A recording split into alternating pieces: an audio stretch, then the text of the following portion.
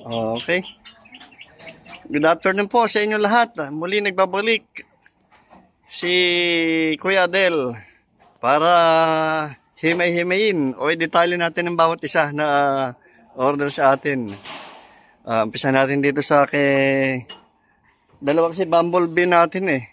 Ito naman ang ating Wrangler na Bumble Jeep. Ito. Ilipat tayo sa kabila, hindi mabuksan ng pinto. Nakalak. Ikinabit ang kuwan. Ikinabit ang power window. Ayan. Ito. Naka-power window na siya. Dating manual to. Ayan. Lalagyan na lang natin ng kwanto ng switch para gumana ang power window. Okay na yan. Na-testing na yan. Ayan. Yan na lang kulang nito eh. Hinitin lang natin ang papeles para ma-dispose na to. Okay na. Hindi pa tayo rito kay Sir from USA. Puro USA ang ating masugid na taga-subaybay eh. May humahabol pa kanina ng isa. Si Tatay. Okay.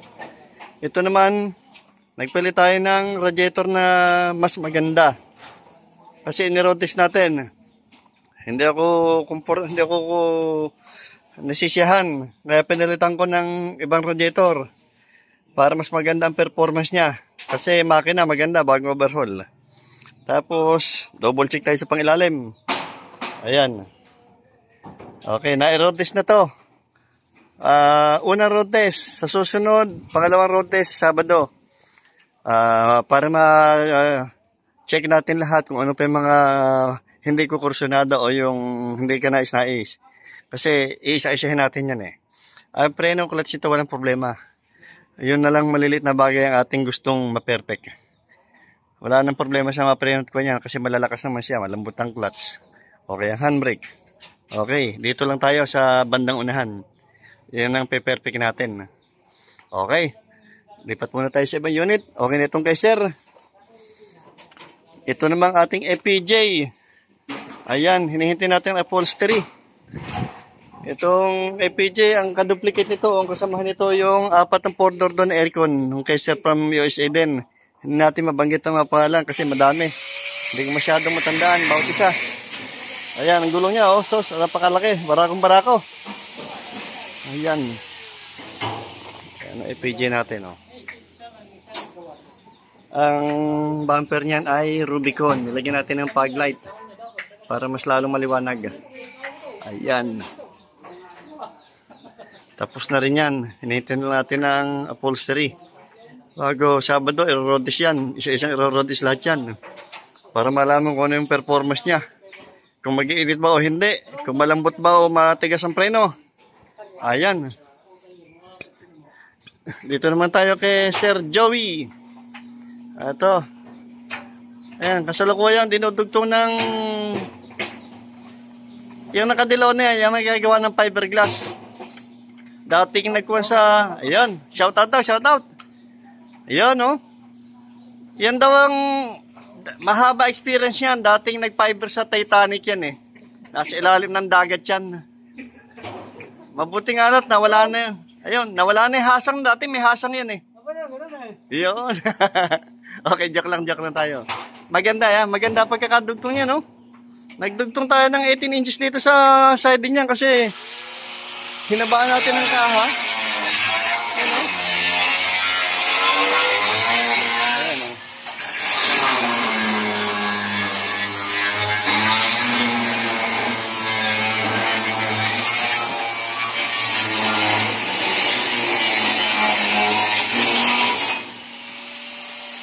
Ayan, no? Maganda pagkakadugtong, oh. Pantay na pantay, oh. Parang hindi dinugtungan eh. Yan. Mahusay ito yung taga-fiber. Mabutit may napulo tayong taga-fiber. Itong taga-fiber na ito eh. Kakalat-kalat lang sa dasma ito eh, no? Ayos, oh. I-align niya yan. Ayan, kasi hindi, wala pang patigas yan eh. Kaya medyo, ayan, kasalukuyan pa niyang i-align. Ayan. Dito naman tayo kay Sir from New Zealand. Pero ito iuwi ng Angat, Bulacan. Ayan. Naka-top coat na yan, no? Bali, patutuyin lang natin to 2 to 3 days. Pagkatapos, bago natin ibabapping. Dito tayo sa banda rito. Ano? Nangingisap.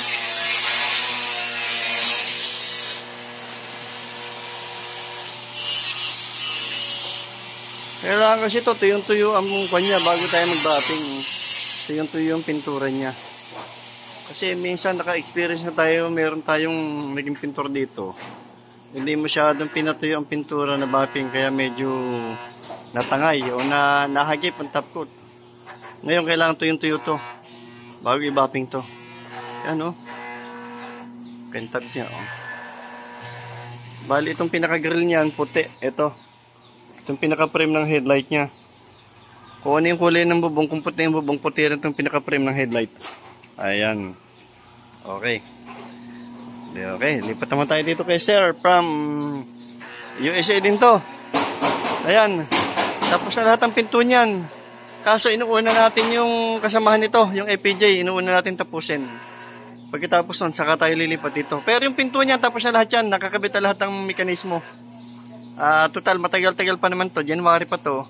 Pag hinipo natin to, sandali lang, tapos to eh. Okay, pati itong pula to, tapos na rin to. Rodis na lang. Ito naman kay Sir, Rico, sorry. From New York. Ayan. Kinabit na natin ng tangke. Ayan. Kay Sir Abisamis. Ayan. Kinabit natin ng tangke niyan. Tapos, ito yung tangke, oh. Yan, kakabit na. Tapos, pinalagyan natin ng additional bracket itong kanyang air source. Ayan, nagdagdag tayo ng additional bracket. Kasi, may posibilidad na tumingala to. Kaya kailangan may hahawak sa kanya. Kasi pagka naglaro yan, ito, may tendency na tumingala yan eh. Wala siyang pa naghahawak sa gilid eh. Kaya pinalagyan natin na. Ayan, okay na. Tapos naman tayo sa mga dashboard na ito. Na-video na natin nung nakaraan. Okay. Dito naman tayo sa ating ito ang last. Hinabaan din natin to. Yan, bali dalawa itong Wrangler na magkatabi. Ginawa nating CJ7. Pinahaba natin pareho. 18 inches ang dinagdag natin. Ayan. Ito naman, baliktad. Stainless ang flooring, ang siding, galvanized. Ewan ko kung saan dadalhin ni Sir ito. Ito ay nasa kwan. Si man ang may-ari nito. Nasa barko pa siya. Pinadala lang niya ito, pina-self-loading para maumpisa na. Okay. Nauutay-utay na siya.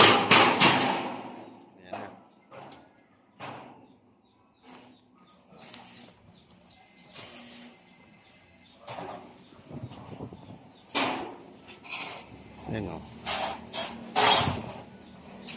Okay na. Hanggang dito lang muna tayo at may gagawin pa ako. Magkakagabit naman